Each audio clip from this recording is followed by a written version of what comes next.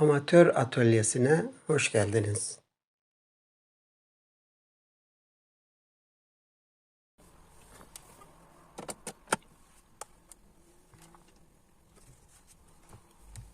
Işığı yanmıyor. Hiç çalışmıyor.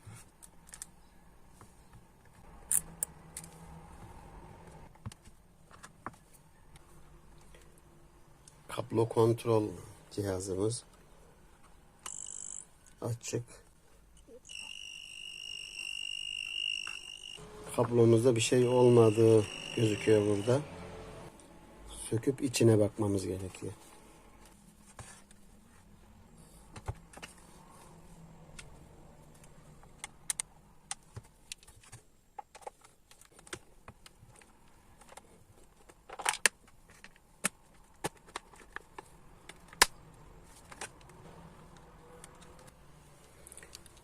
Kablo sağlam gözüküyor ama yine de ölçü aletinin diyot kademesindeyken bir ölçüm yapacağız. Fişimizin birisine probamızı değdiriyoruz. Gelen elektrik kablolarını kontrol ediyoruz. Çıkışından da kontrol edebiliriz.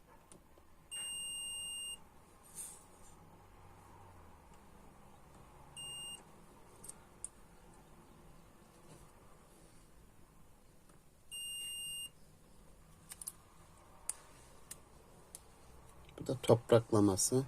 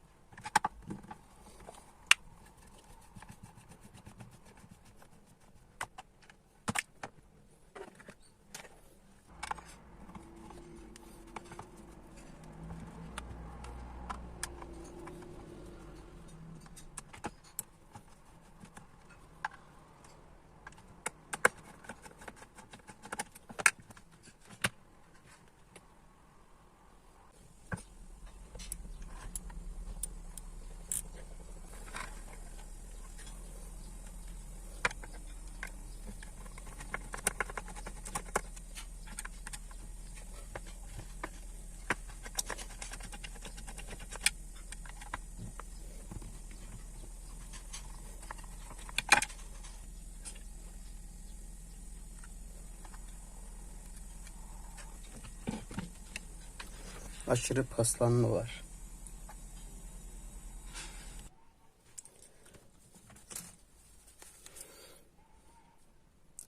Rezistans başları.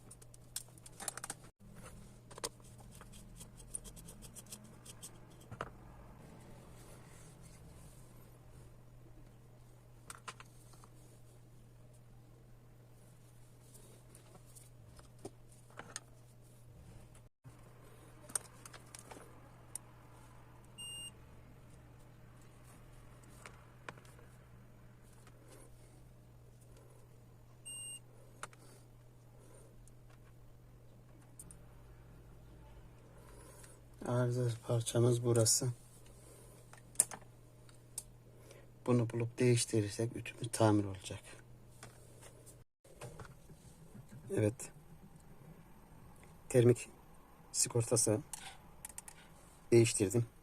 Yine bu söktüğüm şekilde sivri ucunu ona göre yaptım.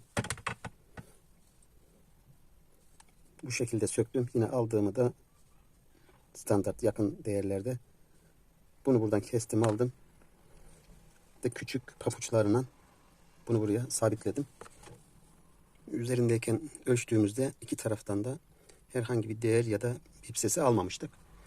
Şimdi bunun ölçtüğümüzde bip sesini alıyoruz. Değiştirip ölçüyoruz yine.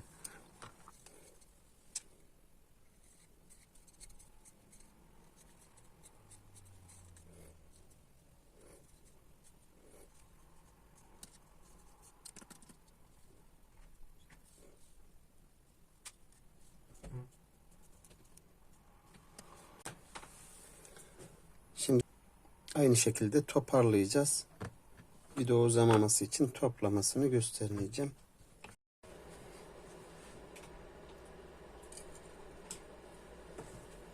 Fişi taktık.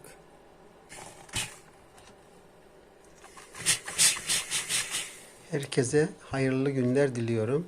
Allah'a emanet olunuz.